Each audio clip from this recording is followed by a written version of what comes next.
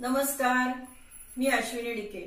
आज अश्विनी स्वादिष्ट किचन मध्ये आपण एक नाश्त्याचा छान भरपूर प्रोटीन्स आणि विटॅमिन्सने भरपूर रिच असलेला असा एक पदार्थ बघणार आहोत। सध्या सगळीकडे थंडीमुळे भाज्या, फळं अगदी भरपूर मोठ्या प्रमाणात आणि ताजी रसरशीत बघायला मिळतात। गाजर आणि कॉर्नचा वापर करून आज आपण कॅरट कॉर्न टिक्की कशी करायची ते बघणार आहोत।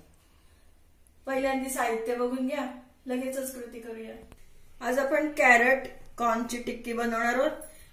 लाल गाजर मी इथे घेतली होती, अंदाजे 200 ग्रॅम असतील। मध्यम आकाराची 2 गाजरं होती, किसून घेतलेली आहेत। नंतर इथे मी 100 ग्रॅम डाळ घेतलेलं आहे, फुटाणे पंढरपुरी डाळ। अर्धा कप पोहे घेतलेले आहेत। आपण जे पोहे करतो कांदे पोहे, त्यासाठीचे जे पोहे वापरतो ते हे पोहे आहेत। 2 मध्यम आकाराचे कांदे बारीक चिरून घेतलेले आहेत। पाव कप कॉर्नचे दाणे घेतलेले आहेत। 2 टेबलस्पून तांदूळ पिठी आहे। चवीनुसार मीठ घालायचं आहे। आमचूर पावडर अर्धा टीस्पून घेतलेली आहे। गरम मसाला अर्धा टीस्पून घेतलेला आहे। ऑप्शनल आहे, गरम मसाला घालायचा नसला तरी हरकत नाही। कोथिंबीर बारीक चिरून घेतलेली आहे। भरपूर घालायची आपल्या आवडीनुसार, त्याचं प्रमाण आपण ठेवू शकतो। 1 टेबलस्पून पांढरे तीळ घेतलेले आहेत। 10-12 कडीलिंबाची पानं, 7-8 लसूण पाकळ्या आणि 4 ते 5 हिरव्या मिरच्या घेतलेल्या आहेत। पहिल्यांदा आपल्याला हिरव्या मिरच्या, लसूण, कडीलिंब हे वाटून घ्यायचं आहे आणि नंतर बाकीची कृती करूया। मिरच्यांचे तुकडे करून टाकते। 2 मी तिखट मिरच्या घेतलेल्या आहेत आणि 3 साध्या मिरच्या आहेत। लसूण पाकळ्या, कडीलिंबाची पानं बारीक करून घेऊया। यामध्येच मी आता कॉर्नचे दाणे घालते आहे। ते थोडेसे ओबडधोबड करून घ्यायचे आपल्याला, जास्त एकदम बारीक वाटायचं नाहीये। मिरची, लसूण, कडीलिंब आणि त्यानंतर कॉर्नचे दाणे असं आपण ओबडधोबड वाटून घेतलेलं आहे। आता आपल्याला हे घेतलेलं डाळ आणि पोहे याची पूड करून घ्यायची।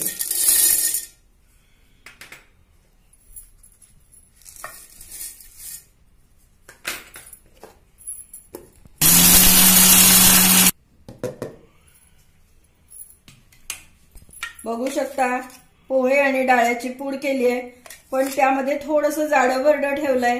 टिक्की खाताना मध्ये मध्ये ते दाताखाली छान वाटतं।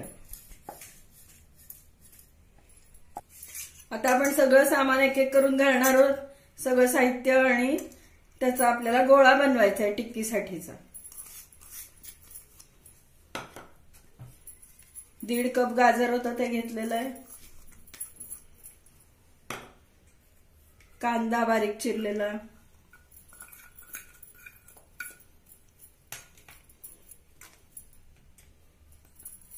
गरम मसाला, आमचूर पावडर, मीठ स्वादानुसार, तीळ घालूया, तांदूळ पिठी,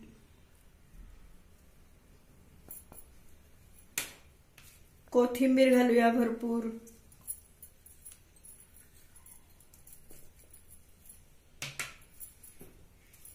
आणि आपण हे वाटून घेतलेलं लसूण, मिरची, कडीलिंब आणि कॉर्नचे दाणे।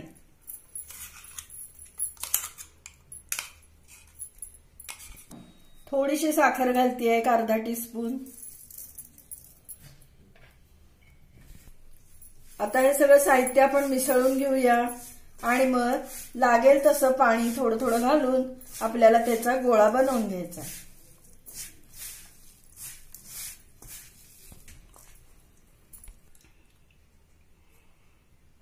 थोडंसं पाणी घालते, लागेल तसंच थोडं थोडं पाणी घालायचं।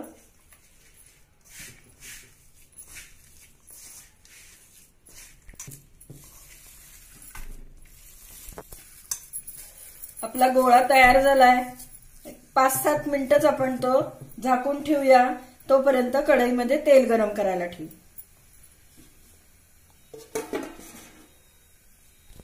5 मिनिटं आपण झाकून ठेवलं होतं. तेल तापायला ठेवलेलं आहे कढईत. तोपर्यंत आपण टिक्की बनवून घेऊया. छोटा छोटा पोर्शन काढायचा आहे, त्याचा गोल बनवायचा आणि थोडासा प्रेस करायचा. आपण आज डीप फ्राय करतोय. शॅलो फ्राय सुद्धा तुम्ही करू शकता.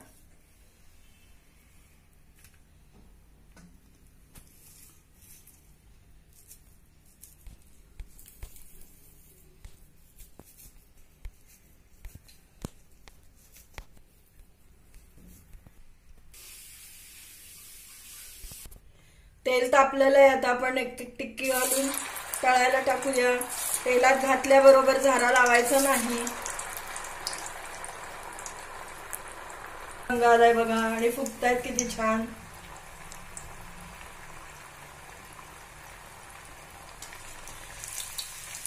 काढून घेऊया.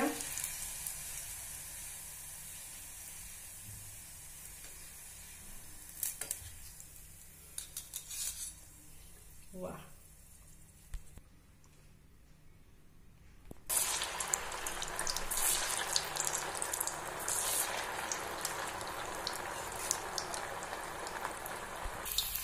मस्त गोल्डन कलर आलाय बघा. उलटवून घेऊया. वा,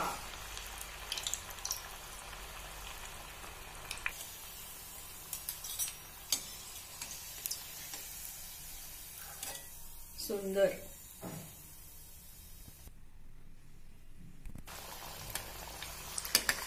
तळताना जर का आपलं तेल कमी तापलेलं असेल तर टिक्की जास्त तेल पितात. त्यामुळे त्याचं प्रमाण अगदी बरोबरच पाहिजे. एकदम खूपही तापलेलं नको की घातल्याबरोबर त्या लाल होऊन आल्या टिक्की तर त्या सुद्धा चांगल्या लागत नाहीत. आता आपला एकदम परफेक्ट झालेलं आहे तेलाचं टेम्परेचर. आपल्या टिक्की किती सुंदर दिसत आहेत बघा. कलरही मस्त, वासही खूप छान सुटलाय आणि मी तुम्हाला त्याचा आवाज ऐकवते. किती क्रिस्पी झालायत बघा. खूप छान. प्रोटीन्स आणि विटॅमिन्सनी एकदम रिच असा हा नाश्ता आहे. तुम्ही याबरोबर सॉसही देऊ शकता. या पद्धतीने तुम्ही पण टिक्की नक्की करून पहा. आपली हेल्दी, पौष्टिक, प्रोटीन्स आणि विटॅमिन्सनी भरपूर असलेली गाजर कॉर्न टिक्की करून अगदी तयार झाली आहे बघा. किती छान दिसते आहे आणि तितकीच ती कुरकुरीत आणि चविष्ट पण आहे बरं का टिक्की. त्याबरोबर खाण्यासाठी आपण इथे टोमॅटो सॉस दिलाय. तुम्ही याबरोबर नारळाची चटणी किंवा ग्रीन चटणी सुद्धा देऊ शकता. मुलांना टिफिनमध्ये द्यायला किंवा मुलांची जेव्हा बर्थडे पार्टी असते तेव्हा स्टार्टर म्हणून सुद्धा अशी टिक्की तुम्ही नक्कीच देऊ शकता. तुम्ही या पद्धतीने गाजर कॉर्न टिक्की करा आणि मला नक्की कमेंट द्या. आपण जे आज साहित्य घेतलं तेवढ्या साहित्यामध्ये साधारण 15-16 या साईजच्या टिक्की तयार होतात. तुम्हाला जर माझी गाजर कॉर्न टिक्कीची रेसिपी आवडली असली, हा व्हिडिओ आवडला असला तर लाईक करा, जास्तीत जास्त लोकांमध्ये शेअर करा आणि माझ्या चॅनलला नक्की सबस्क्राईब करा. सबस्क्राईब करताना शेजारचं बेल आयकॉनही दाबायला विसरू नका बरं का. म्हणजे काय होईल, मी वेळोवेळी पाठवलेली नोटिफिकेशन्स अगदी लगेच ताबडतोब तुमच्यापर्यंत पोहोचतील. पुन्हा आपण नवीन अशाच एखाद्या छानशा टेस्टी, पौष्टिक, स्वादिष्ट रेसिपीसह भेटूया. तोपर्यंत धन्यवाद.